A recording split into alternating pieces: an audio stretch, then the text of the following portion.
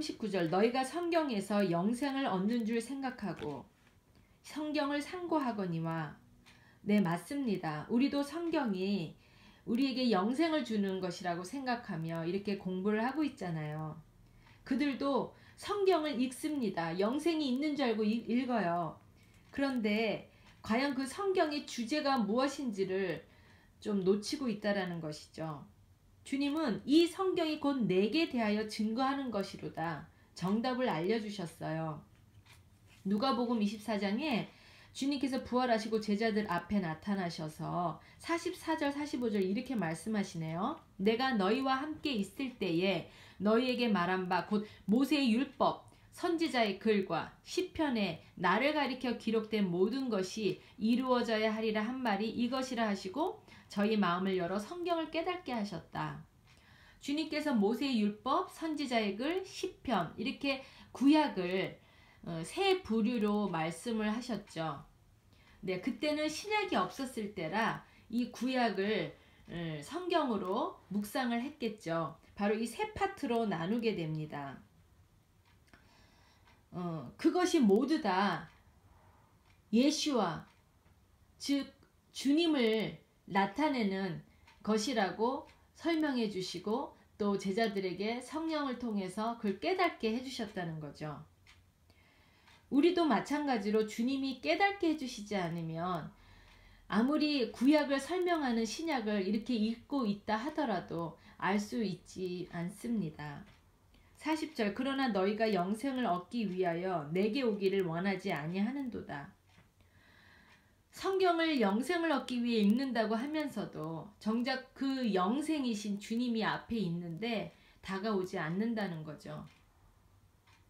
가장 직접적인 증거가 되는 그 말씀을 우리에게 주셨는데 또한 그 외에 목이 마를 때 우물로서 오셨고 또 기업으로 유업으로 모든 것에서 주님을 알 수 있는 그 통로를 우리에게 주셨지만 주님을 바라보지 못했다라는 것입니다. 41절 나는 사람에게 영광을 취하지 아니하노라. 주님은 사람의 증거가 필요 없으신 분이라고 말씀하셨죠. 이렇게 나에게 오라 오라 하는 것이 내가 무슨 찬양을 받고 너희들에게 영광을 받으려고 이렇게 말하는 것이 아니라 정말 그 영생을 내게 있는 영생을 나눠주고 싶으셔서 주고 싶으셔서 오셨다라는 사실입니다. 42절 다만 하나님을 사랑하는 것이 너희 속에 없음을 알았노라. 저는 너무 이 말이 마음이 짠했습니다. 정말 짝사랑하시는 자의 애절한 절규, 애걸하는 느낌, 너무나 안타까워하는 느낌 그런 말로 느껴졌어요. 43절 나는 내 아버지의 이름으로 왔음에 너희가 영접지 아니하나 만일 다른 사람이 자기 이름으로 오면 영접하리라. 여기 성경을 읽어보면 사실 아버지의 이름, 하나님의 이름, 주의 이름 이런 어떤 사인과 같은 말을 많이 기록이 돼 있습니다. 그럼 과연 아버지 이름이 무엇인지 잠깐 제가 설명해 드릴게요. 하나님께서 모세에게 처음으로 나타나셔서 나는 나다. 나는 스스로 있는 자다 라고 그 말을 거기 해석해 놓은 구절이 있죠. 그러나 실질적으로 조금 더 원어적인 그 뜻은 그냥 나는 나다라는 거죠.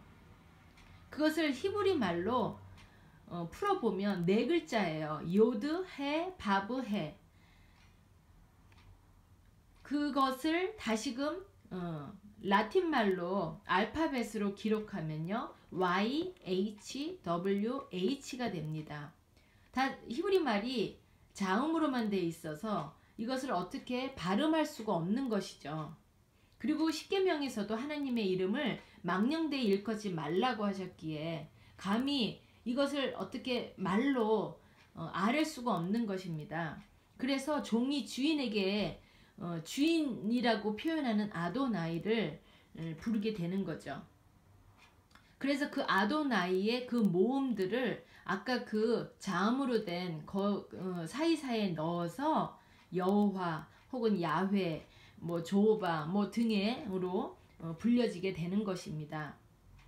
그러면 이게 진짜 그 뜻이 무엇일까? 히브리 말이 참 화학기호처럼 돼 있어서요. 각각 그 한 글자 한 글자에 뜻이 있어요. 그러면 모든 것을 다 그렇게만 풀기는 조심스럽지만 어느 정도 그 단어에 갖고 있는 속뜻을 알 수가 있는 것이죠. 마치 한자가 붓수로 연결이 되어서 그 붓수가 어떤 것들의 붓수로 이루어져서 그 글씨가 되었는지 우리가 대충 그 뜻을 알 수가 있듯이 정말 똑같습니다. 요드는 손을 가리키고요. 해는 바라보다, 바브는 못이에요. 또 해는 바라보다. 그럼 무엇이겠어요? 손을 보라, 못을 보라. 주님의 이름이 주님의 손을 보라, 못을 보라 이 뜻입니다. 그렇다면 아버지의 그 이름을 빌려서 주님께서 이 땅에 오셨다는 거예요. 주님의 이름이 무엇입니까? 예슈와잖아요. 우리가 예수라고 알고 있는 것은 정말 많은 과정과 그 말의 변천사에 의해서 탄생된 사실은 뜻이 전혀 없는 이름입니다.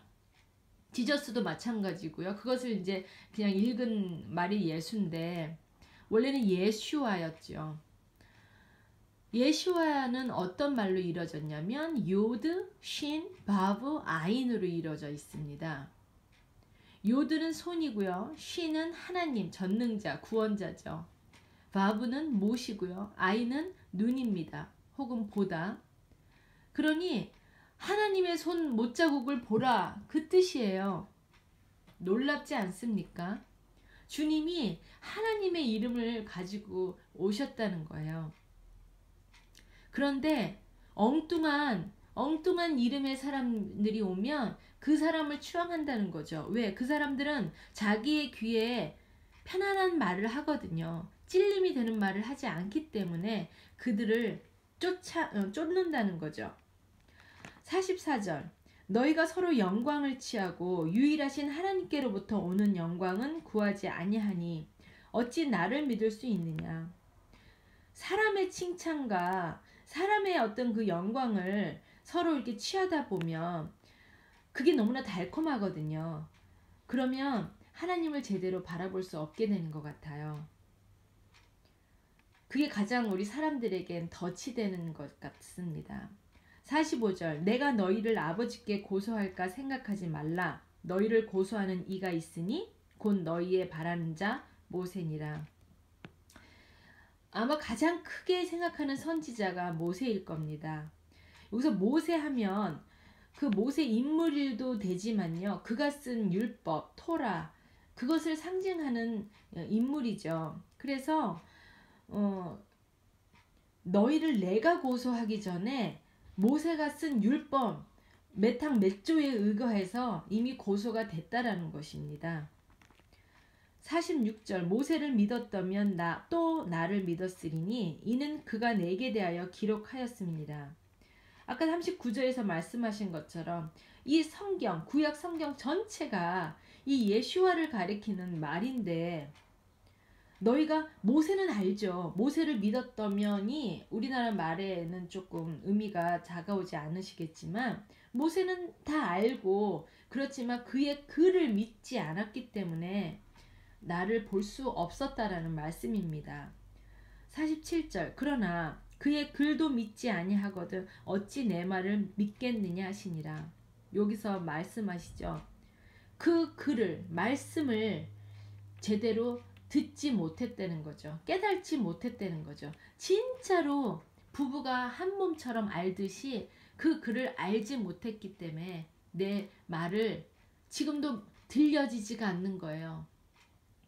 그냥 글로는 안다고 하지만 내 마음속으로 안을지가 않는다는 거죠.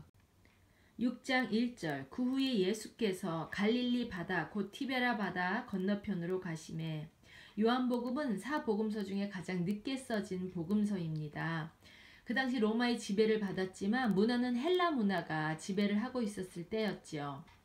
그 지역을 다스렸던 티베리우스에게 헌정하는 의미로 그 갈릴리 바다를 티베랴 바다로 불렸답니다. 2절 큰 무리가 따르니 이는 병인들에게 행하시는 표적을 보미러라. 많은 무리가 따르는 이유는 주님이 많은 병자와 또 귀신 들린 자들을 고쳐주셨기 때문이라고 써있네요. 표적 때문이라는 것이죠. 3절 예수께서 산에 오르사 제자들과 함께 거기 앉으시니, 주님은 이렇게 병자들을 많이 고치시는 사역을 하셨지만 그보다 더 훨씬 메인 사역으로 하셨던 것이 말씀 사역입니다. 하나님의 나라에 대해서 말씀해 주셨지요. 이때도 산에 오르셔서 제자들과 큰 무리들에게 하시려고 했던 건 말씀을 가르치시려고 했던 것이죠. 거기에 제자들이 있었다는 것입니다. 그리고 큰 무리도 있었지요. 4절 마침 유대인의 명절인 유월절이 가까운지라. 마침, 항상 성경에는 우연히인 듯 보이지만 그것이 과연 우연일까요? 유월절에 하셔야만 했던 사역이었기에 주님께서 무엇인가 지금 펼치실 일이 있었다는 것이죠. 또 여기서 재밌는 건 유월절이라고만 쓰면 되는데 유대인의 명절이라는 친절하게 설명을 써 있다는 것은 그때 당시 이제 이것을 읽을 그들이 헬라 문화에 익숙한 자들이었기에 어떤 정보를 알려주는 방법으로 유대인의 명절인 유월절이라고 기록해 놓은 것입니다. 5절 예수께서 눈을 들어 큰 무리가 자기에게로 오는 것을 보시고 빌립에게 이르시되 우리가 어디서 떡을 사서 이 사람들로 먹게 하겠느냐 하시니, 자, 이 오병이어 지금 사건이 일어날 것이잖아요. 이것을 제자 훈련이라고 이제 많이 설명을 하고 있어요.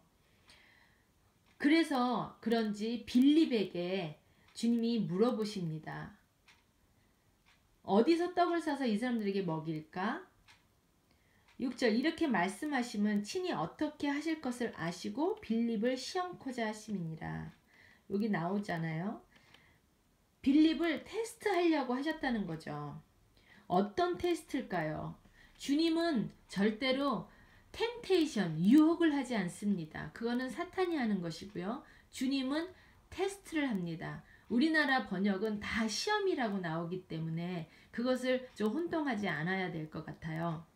아마도 항상 주님은 맞춤식 교육이었잖아요. 빌립이 넘지 못하는 어떤 한 부분을 이렇게 좀 꺾어주시려고 아마 물어보셨을 거예요. 왜? 이제 곧 펼쳐질 그 사역을 통해 빌립이 넘지 못했던 주님을 온전히 믿기에 어떤 방해가 되었던 그것을 넘어가게 해주시기 위한 것이겠죠.